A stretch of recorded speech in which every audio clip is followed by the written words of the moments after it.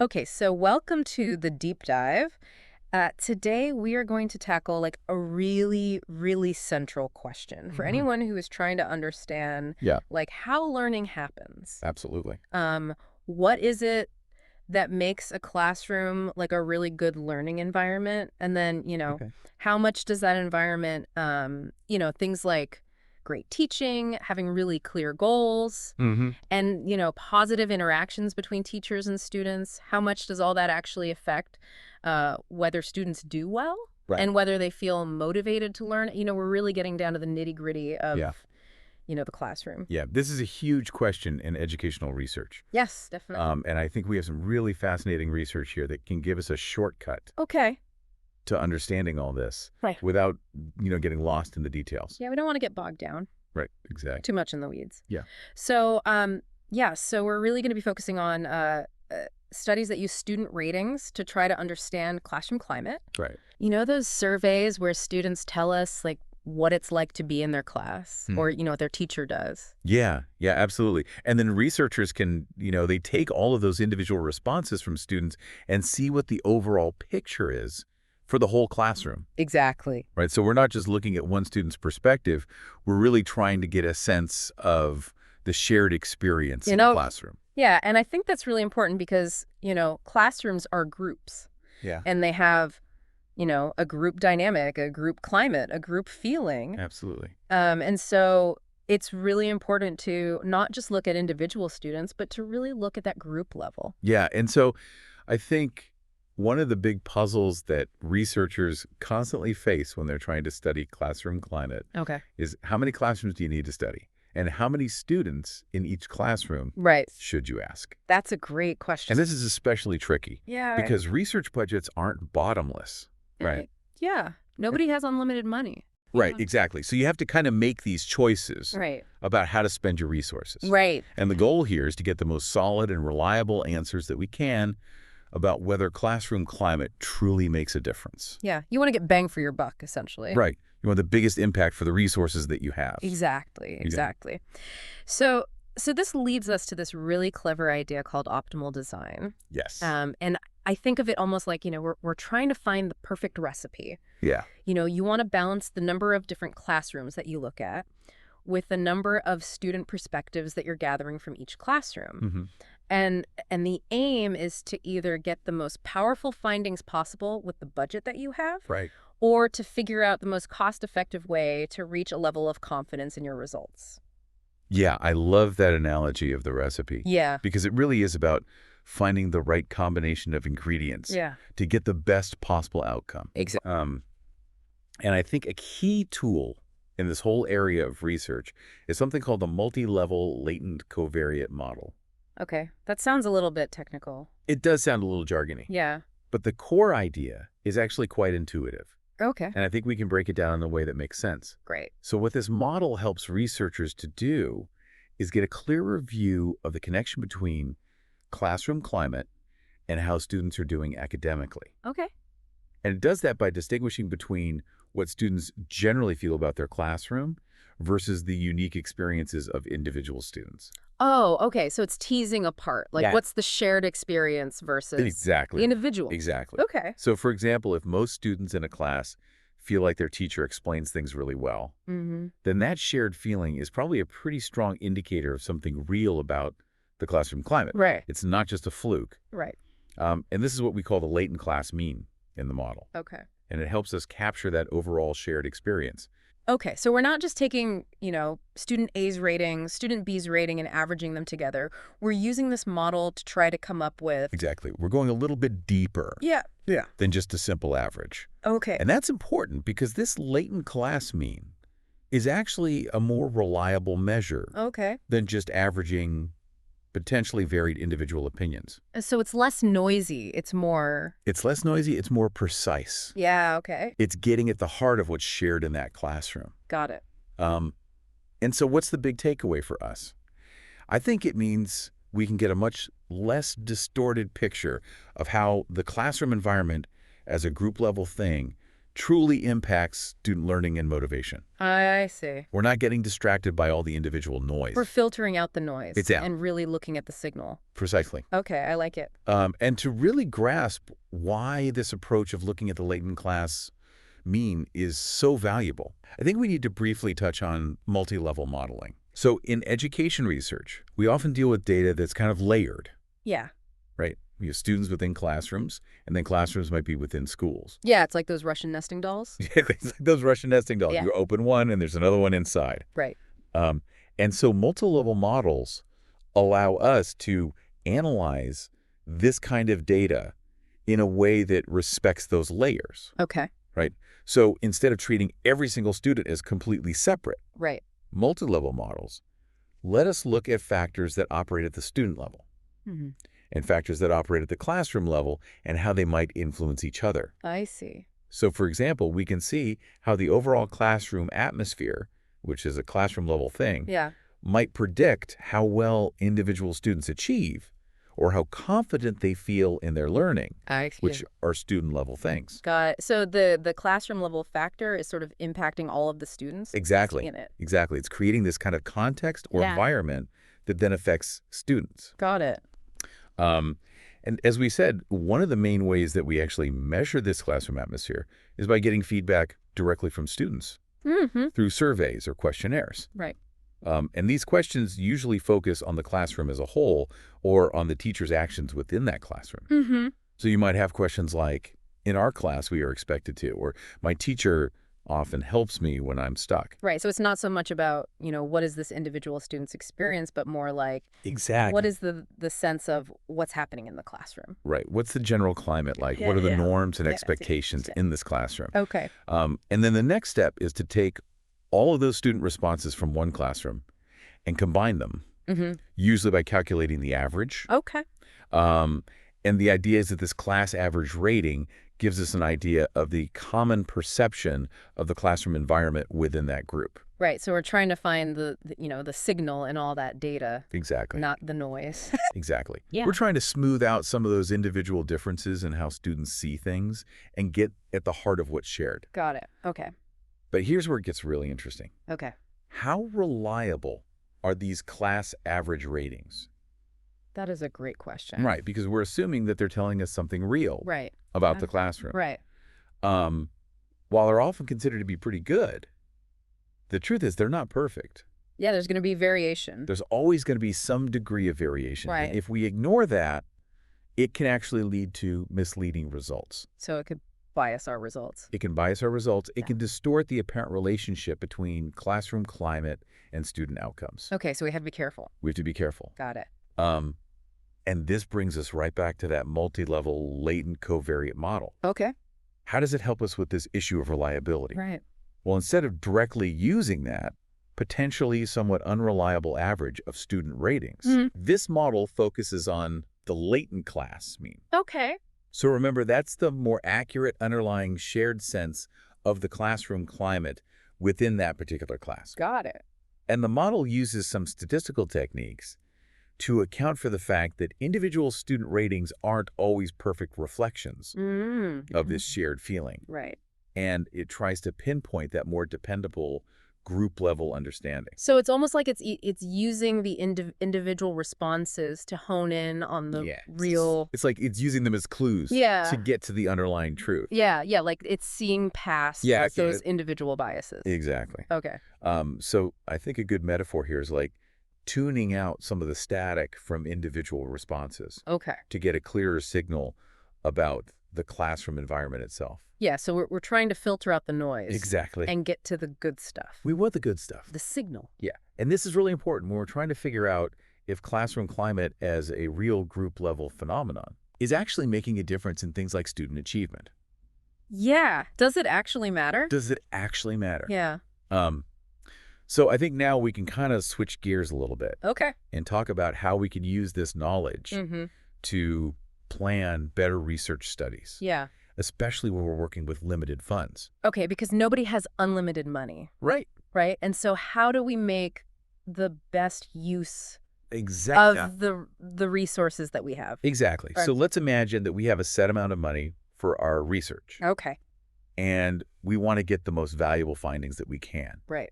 We want to be really confident that if there's a real link between classroom climate and student outcomes, our study will be able to find it. All right. We want to make sure if it's there, we're going to see it. Exactly. We don't want to miss All it. right. And that's where this idea of maximizing statistical power comes in. Okay. So statistical power is essentially the chance that we're going to find something if it's really there. That's a great way to put it. Okay. It's the likelihood that your study will detect a real effect if one truly exists. Okay.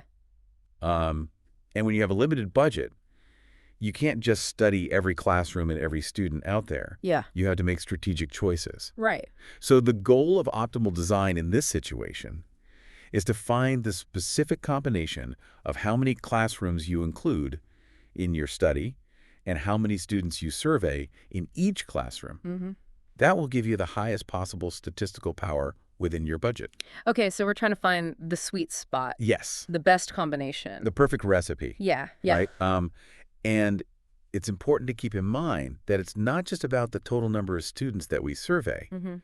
It often actually costs more to get access to a new classroom than it does to survey another student in a classroom we're already working with. Right. Because you have to, get permission from the school and the principal and all that. Exactly. You have to get all the approvals you have to train people maybe to go into that school. Right. There's a lot of overhead involved. Yeah. Okay. So it's not just that, like we have $1,000. How many students can we survey? Right. It's more complicated than that. It's more nuanced than that. Yeah.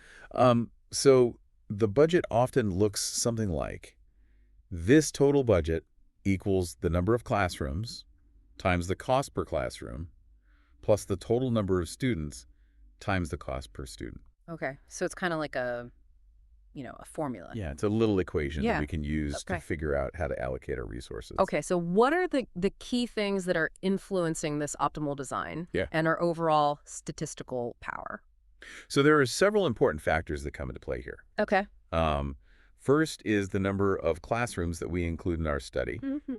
And researchers often use the letter J Okay. to represent that. Okay. So J is number of classrooms. J is the number of classrooms, exactly. Got it. And generally speaking, having more classrooms tends to make our results more stable Okay. and increase our ability to detect a real effect if there is one.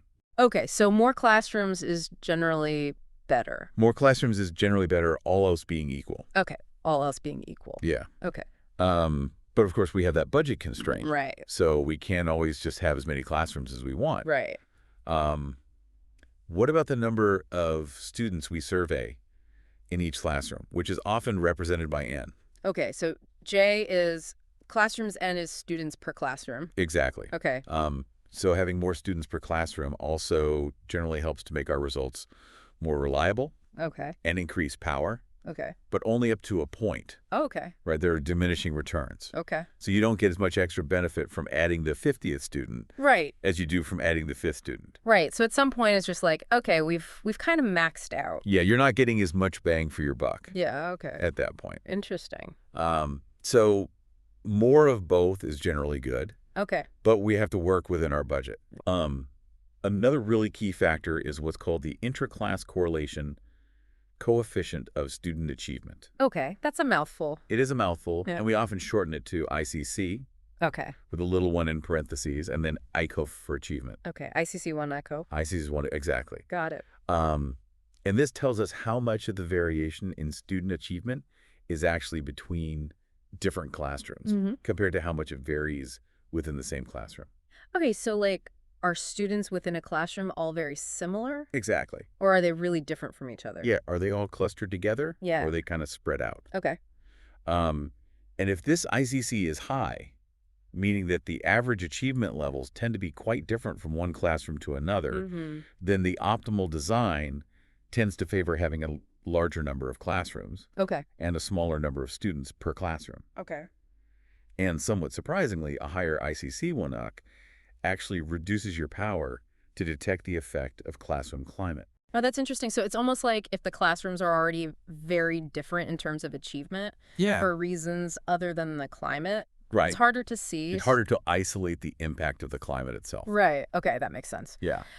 So we talked about an ICC for student achievement. hmm Is there a similar ICC for the student ratings of classroom climate? Yes, there is. Okay. So this one is called the Interclass Correlation Coefficient of Classroom Management Ratings, or ICC-1 CMGMT for short. Okay.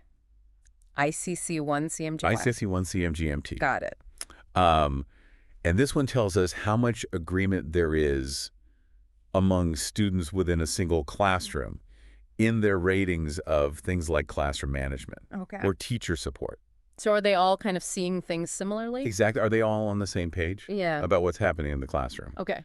And if this ICC is high, meaning that students in the same class tend to have very similar views Mm-hmm. on these aspects, then the optimal design also often suggests having more classrooms and fewer students per classroom. Okay, so that's similar It is similar. to the ICC for achievement. It is similar. Okay. But in this case, a higher ICC 1 CMBMT actually increases your power.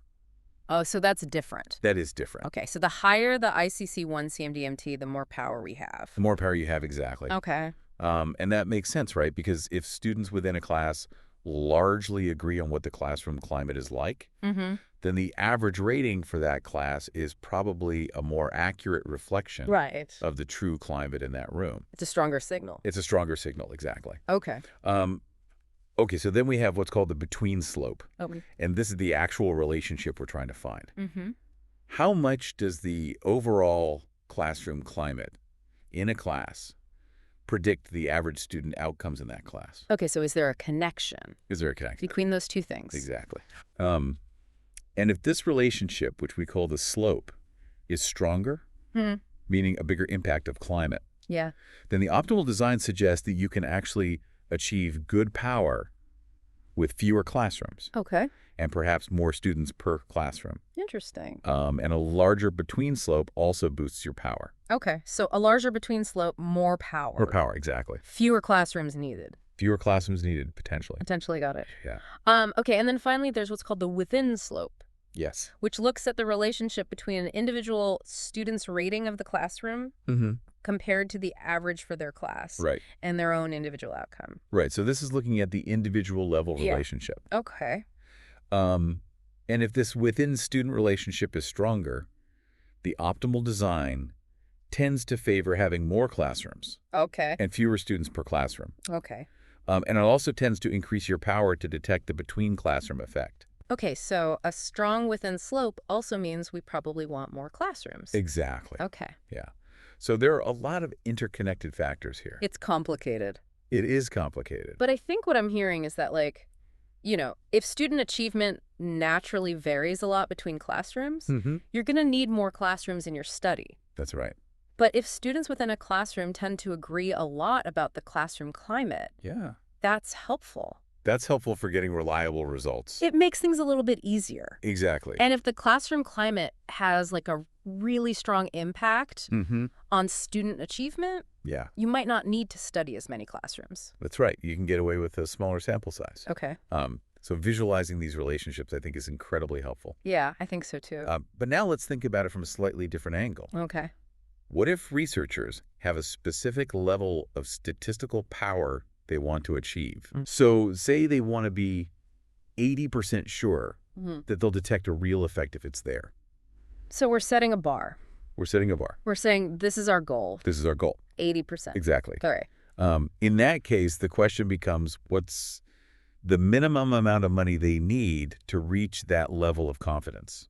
Okay, so now we're flipping the script a little bit. We're flipping the script. Instead of saying we have this much money, how much power can we get? Right. We're saying we want this much power, how little money can we spend? Exactly. Yeah. Exactly. Got So that. we're trying to be as efficient Yeah. as possible Okay. with our resources. Got it. And the same factors that we just talked about, the ICCs and the slopes, Mm-hmm. they influence the ideal sample sizes. Okay. So how many classrooms and students we need, Right. and therefore the minimum budget required. Okay. So, for example, a higher ICC one, Mm-hmm. while it's something we need to account for, will actually increase the minimum budget needed Okay. to reach that target power. So that's bad for our budget. That's bad for our budget. Yeah. And it will push us towards needing more classrooms and fewer students per classroom. Okay. What about a higher ICC in the classroom climate ratings? So the ICC 1 CMGMT? The ICC 1 CMGMT. Okay, so higher ICC 1 CMGMT. That's actually more beneficial for the budget. Okay. It will generally decrease both the ideal number of classrooms and students needed, Mm-hmm. and as a result, lower the minimum budget required to achieve your desired power. Okay, so that's good news. That's good news. Yeah. What if the actual relationship between classroom climate and student outcomes is stronger? So a bigger between slope? Bigger between slope, yes. Okay. So that's also good news for the budget. Okay. It will likely decrease the ideal number of classrooms you need, Mm-hmm. might allow you to have more students per classroom, and ultimately reduce the minimum budget required to get the power you're aiming for. Okay, so a strong relationship between classroom climate and student outcomes means we can do the study for less money? Potentially, yes. Potentially. Okay. And then finally, the within student effect, a larger within slope, tends to slightly decrease both the ideal number of classrooms and students, Okay. and can also slightly lower the minimum budget. So a strong within slope also. It can also be helpful for the Yeah. budget. Okay. Yeah. So again, thinking about those visual trends, Mm-hmm.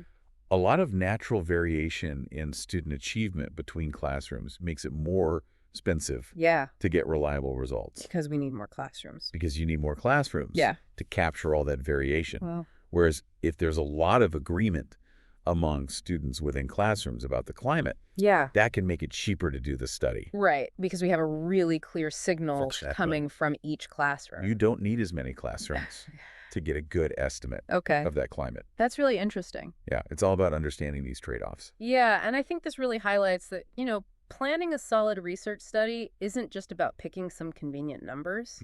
Absolutely. For how many classes and students you're going to include. It's not just about convenience. It's not. It's about really thinking carefully about the factors that are going to influence your results. Yeah. What do you expect to see? What do you expect to see? How do we account for that? How do we plan accordingly? Yeah. Okay. And to make this all a bit more tangible, the researchers behind this work provided a really helpful example using data from the Progress in International Reading Literacy study. PIOLs? PIOLA, exactly. Okay. So this was the 2016 study by Ahrens and Morin that looked at teacher support and student reading achievement in Germany. Okay. And they had a pretty substantial sample, Yeah. 414 classrooms Wow. with 18 students in each one. Okay. And for the purpose of illustrating optimal design, the researchers imagined a budget of 60,000 euros Okay. and some reasonable estimates for the cost of including a classroom, which was around 68 euros, Okay. and surveying a student, which was around 7 euros. They also looked at the actual ICCs that they found in the POLS data. Mm-hmm. So they found an ICC for achievement of 0.32 Okay. and for support ratings of 0.12, Okay. and a standardized within slope of 0.159.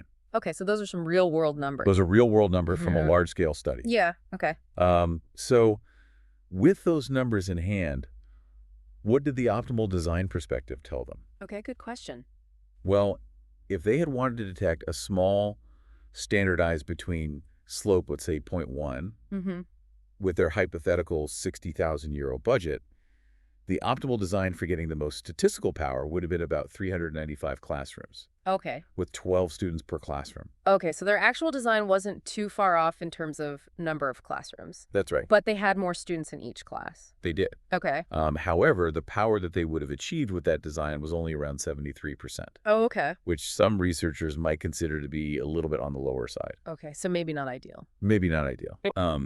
So then the researchers looked at what would be the most cost-efficient way to achieve a more standard level of power, say 80%. Okay. And their calculations suggested an ideal design of 469 classrooms and 12 students per classroom.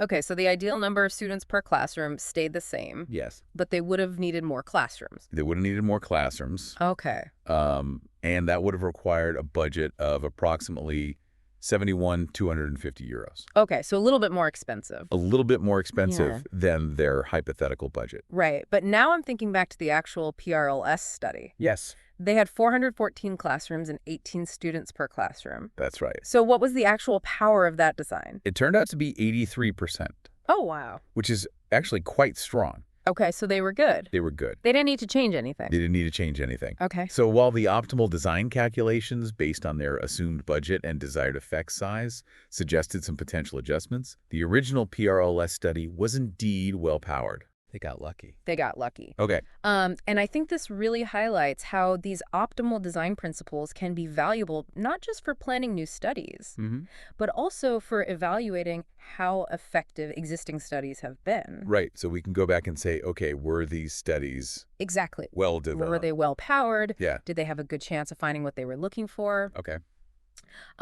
So this all sounds incredibly useful for researchers It does. who are trying to plan their work. Yeah. But it also sounds like it could involve a lot of complicated math.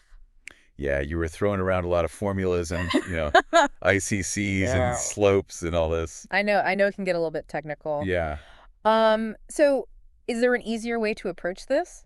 Yeah. Is there something a little more user-friendly?